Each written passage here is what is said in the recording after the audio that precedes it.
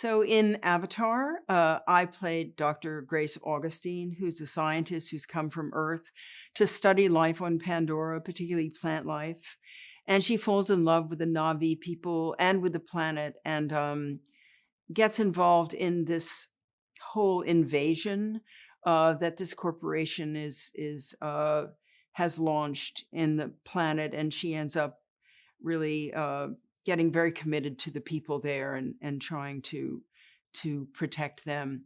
Um, in Avatar Way of Water, this transformation that Grace started has continued. And although we don't have Grace with us in the same way, there's a young girl who's about 14 who has something to do with Grace, who, like Grace, is in love with plants and very curious about everything, and often much more comfortable with wildlife and plant life than she is with other Navi.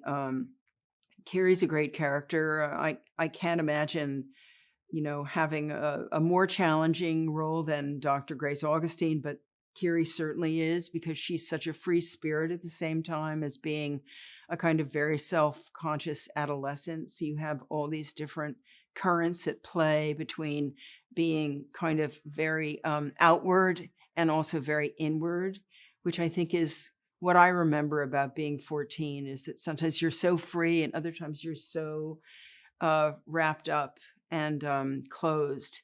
And so it was a real joy to play these scenes. Jim Cameron has his own family. And I think a lot of our scenes with siblings and friends and stuff are very much inspired by his experience being a father of his own family.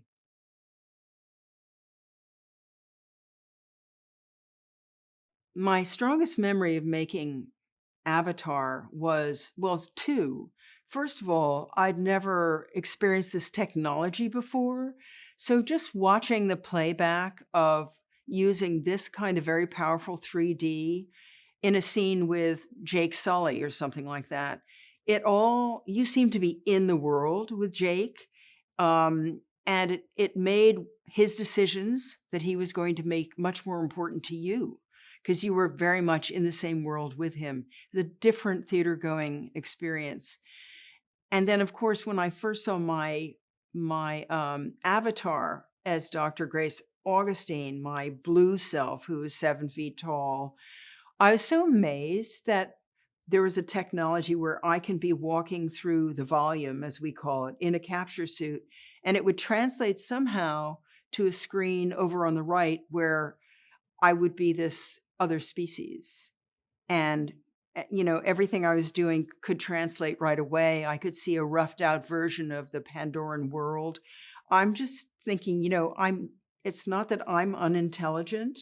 I think I understand scientific basics, but trying to figure out how Jim had conceived of this technology, that it actually worked and worked beyond one's wildest dreams, I still can't get over, honestly, how he did it.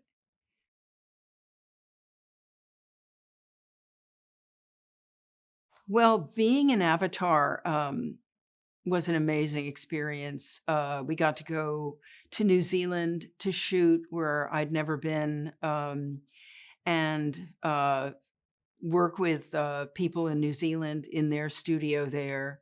It was really exciting. I love that often when you are an actor, you get to go to different parts of the world and work with the people who live there, and it's always such a privilege.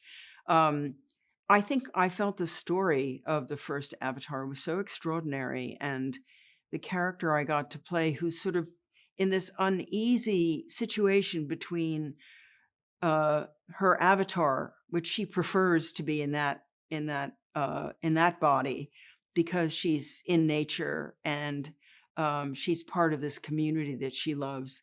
And Grace, the doctor, who's constantly at odds with the corporate employers that she works for, who's a chain smoker and a heavy drinker. She much prefers being in her avatar body. But anyway, it was sort of the whole world that Jim created in even the human section of Avatar was so fascinating. and the science fiction aspects of, going into a link machine and then having your consciousness change. The whole thing is still so mind blowing to me. And I'm looking forward to the fact that it'll introduce a whole new generation to these wild concepts.